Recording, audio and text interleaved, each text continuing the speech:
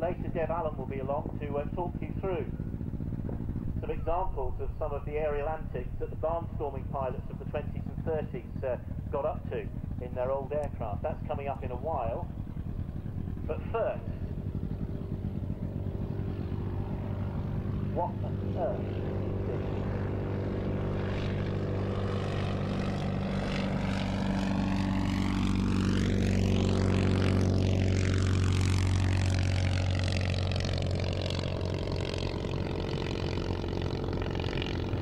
A French attempt to flying machine for the mountain. It's the first Shuttleworth Collection.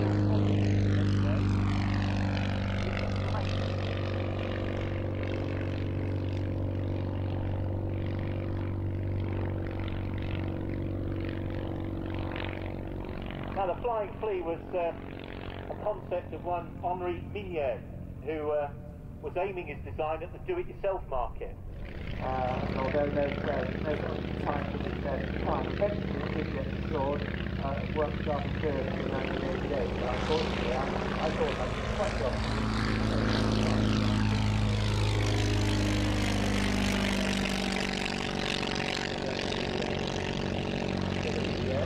Flying again for the first time this year, it's great to see it. Well, it is basically an aerobatic aeroplane. For technical reasons, it's not cleared at the present moment for doing any aerobatics.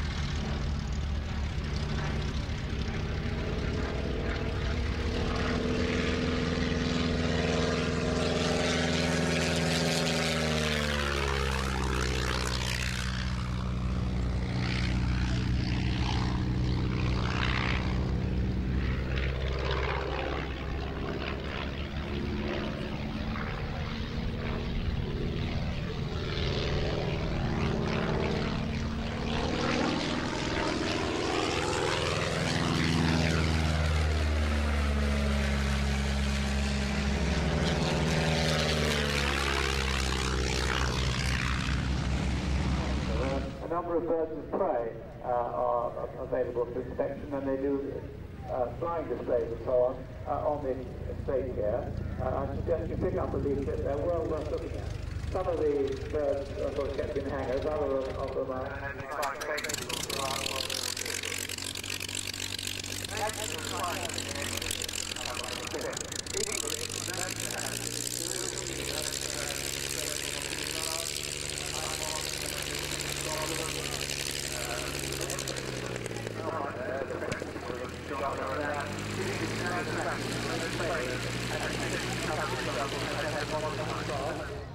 in 1950. It was in pretty bad condition here, he just patched up for the ferry flight. And he had some work done on it at White. Well, here he is, he's taking off in it now. It's a very hot aeroplane.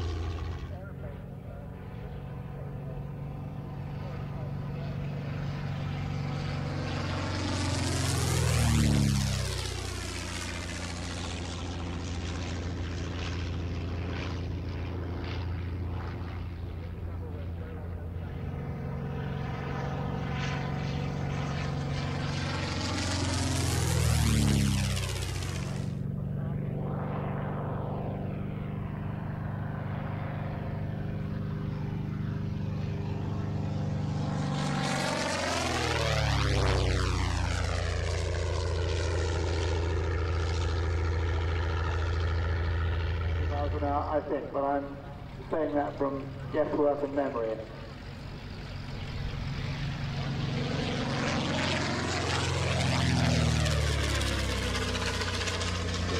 And therefore you need more and more proof to keep looking straight. If you run by the river tunnel, after I'm comfortable with that road, it's not the same. Today here, Merlin tipping over like that, that tip over of a Merlin is unique.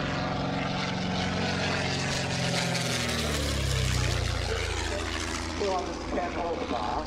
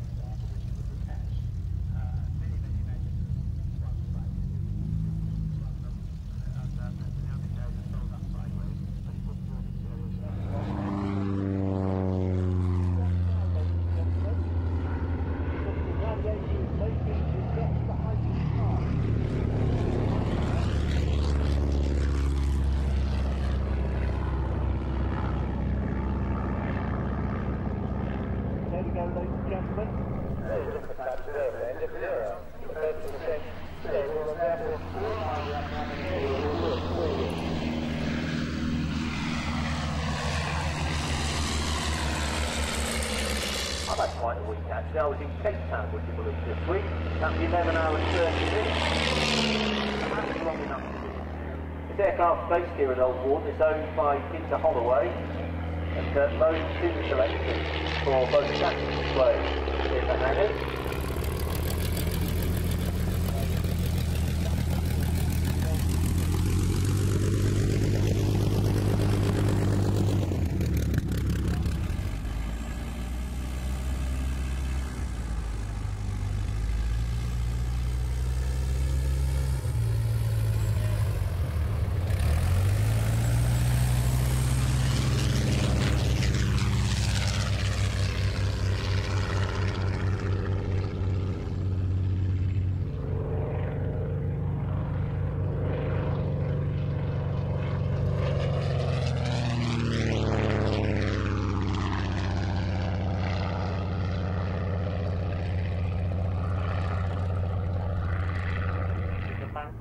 Derby flew the aircraft to first place.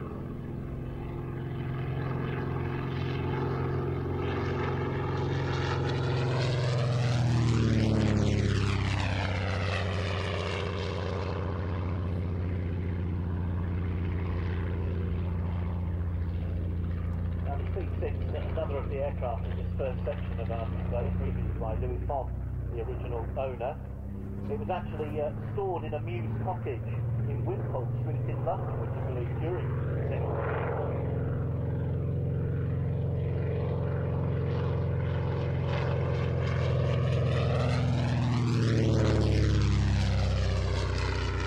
Four-time owner, very fast sadly killed by British aviation, and certainly had that happened, I'm sure we wouldn't be enjoying the Speed 6 today.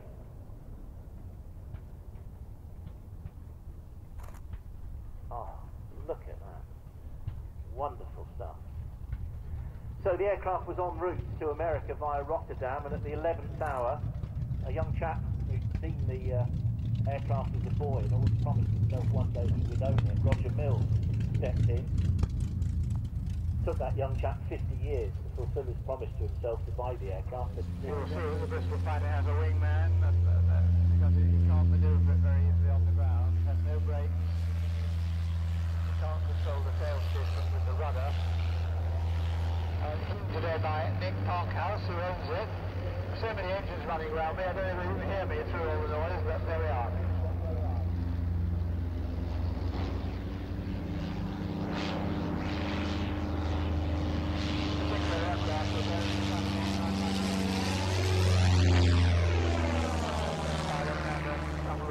Pilot.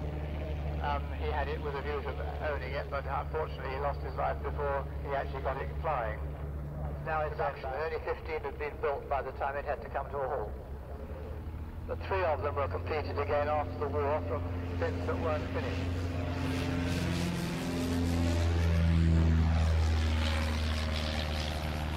Got a 62 horsepower Wilson Micron, a Czechoslovakian engine. You can see it's being tossed a little bit because it's not a very calm evening. There's a bit of bump in the wind tonight here. Before the war, 10 of them actually survived the war, which is rather amazing.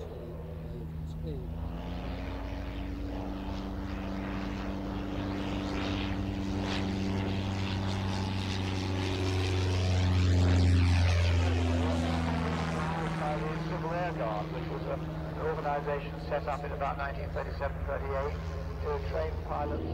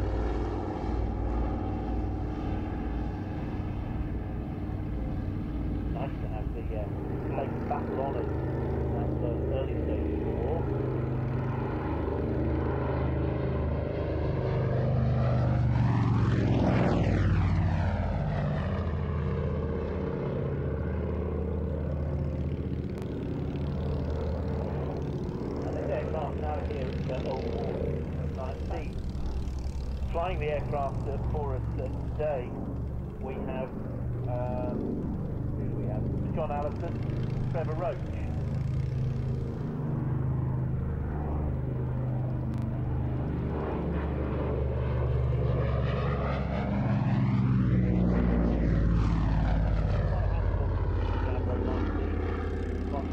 both pilots to put it through a display. This particular example first flew from Woodford Airfield in the hands of test pilot Ken Crook in November of an Army competition.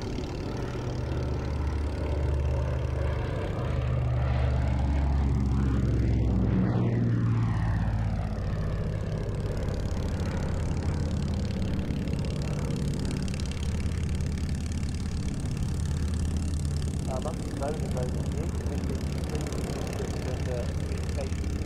development work platform, they had the aircraft in 1959, then bought by the Marine Aircraft, aircraft on aerial survey contracts, several airports around Europe.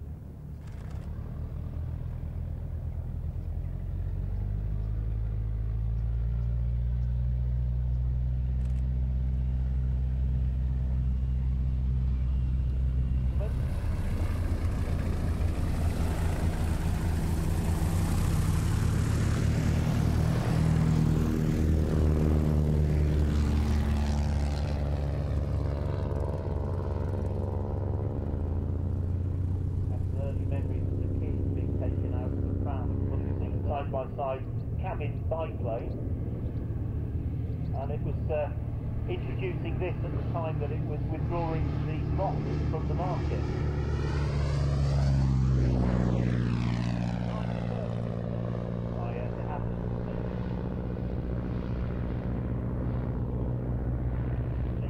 B.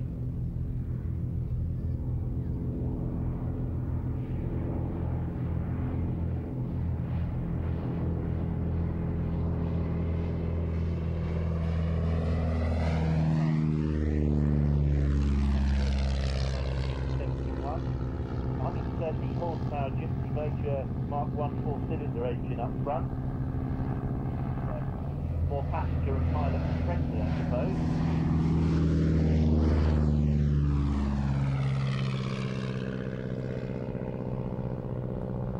We're ready to call. Contact 3, 2, 1, go!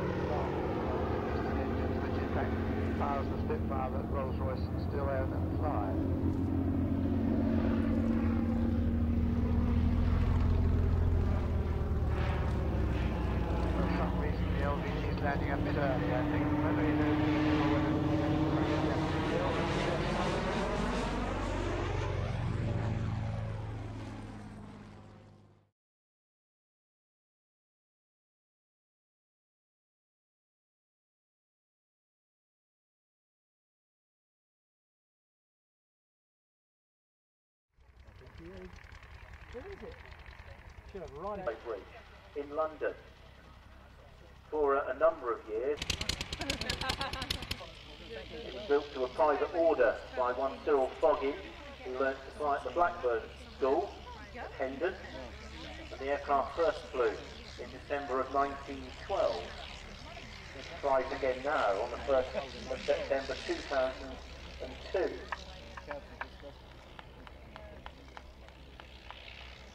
Under a haystack, actually on a farm. And in order to get hold of the aircraft and acquire it for collection, oh, that's wonderful. In order to acquire Ricketts and Mrs. Aidan Turner are required in the shop.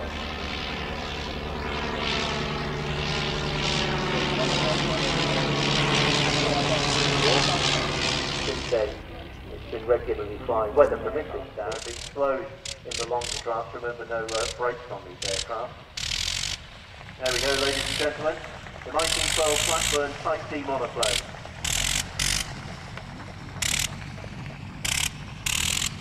The end of the Coventry, and she's a first officer on the DC-3, the lucky thing. And yes, they do still fly commercially.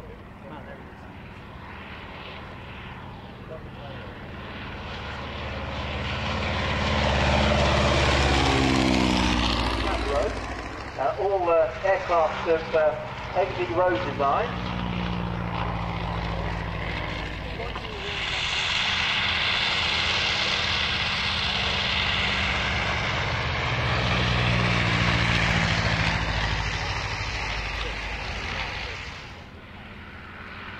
Roy Chadwick designed the Outlook Tutor back in 1929, and it was developed as a successor to the 504.